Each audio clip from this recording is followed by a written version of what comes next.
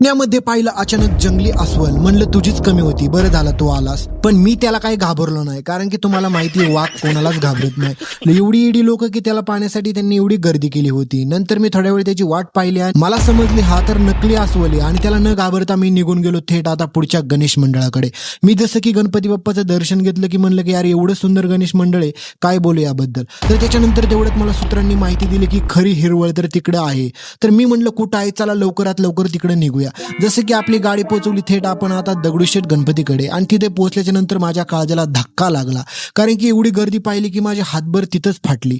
एवढी लोक यार ईडीत का, एवढी लोक कसं काय एका सोबत आली. आणि त्याच्यानंतर मी तेवढ्यात एक बोर्ड वाचला, 100 रुपयात तात्काळ दर्शन. आणि तेवढ्यात माझ्या मनामध्ये एक लाईन आली आणि मी ती लगेच ओठावरती उतरवली आणि बोललो, देवा तुझ्या घाबऱ्यात चोरट्याचा फड. असं म्हणत मी देखील त्याच लाईनीमधून पुढे गेलो आणि फायनली घेतलं आपल्या गणपती बाप्पांचं दर्शन. आणि दक्षिणा पेटीमध्ये 10 रुपये टाकून देवाकडे 10 लाख रुपये मागितले. सबस्क्राईब करा, नाही तर पुढचे व्हिडिओ तुम्हाला देखील बघता येणार नाहीत.